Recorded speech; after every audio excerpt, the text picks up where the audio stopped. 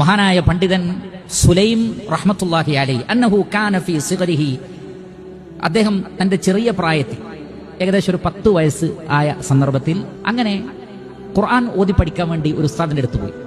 അദ്ദേഹം ഉസ്താദിന്റെ അടുക്കൽ പോയിട്ടും ഖുർആൻ ഓതിയിട്ട് ക്ലിയർ ആവുന്നില്ല, ഇത്ഖാനോടുകൂടി ഹിഫ്ളാക്കാൻ പറ്റുന്നില്ല, തജ്വീദ് അങ്ങോട്ട് ക്ലിയർ. മാത്രമല്ല അദ്ദേഹം പറയാണ്, എൻ്റെത് കറക്റ്റ് അറബി നാട്ടുകാരനല്ല ഞാൻ, അതുകൊണ്ട് തന്നെ അറബി ഭാഷ ക്ലിയർ ആവുന്നില്ല. അപ്പോൾ എന്നോട് ഉസ്താദ് ചോദിച്ചത് ഓതാൻ പറഞ്ഞു. ഞാൻ ഫാത്തിഹ ഓതാൻ തുടങ്ങി, എനിക്ക് ഫാത്തിഹ പോലും ഓതാൻ ക്ലിയർ ആയിട്ട് പറ്റിയില്ല. ഉടനെ തന്നെ അദ്ദേഹം ചോദിച്ചത്, ലക്ക വാലിദ, ഉമ്മ ജീവിച്ചിരിപ്പുണ്ടോ എന്ന് ചോദിച്ചു. ഉസ്താദിന്റെ ആദ്യത്തെ ചോദ്യം, നിന്റെ ഉമ്മ വേറെ വഴക്ക് പറയുകയോ ചീത്ത പറയുക ഒന്നുമല്ല, മോനെ നിന്റെ ഉമ്മ ജീവിച്ചിരിപ്പുണ്ടോ?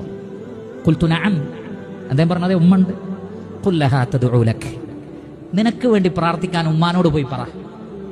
നിനക്ക് നന്നായി ഖുർആൻ ഓതാനും ഹിഫ്ളാക്കാനും ഒക്കെ നിനക്ക് വേണ്ടി നിന്റെ ഉമ്മ പ്രാർത്ഥിക്കട്ടെ. അദ്ദേഹം പറയാണ്, അങ്ങനെ ഞാൻ വീട്ടിലേക്ക് മടങ്ങി ഉമ്മയോട് പറഞ്ഞു.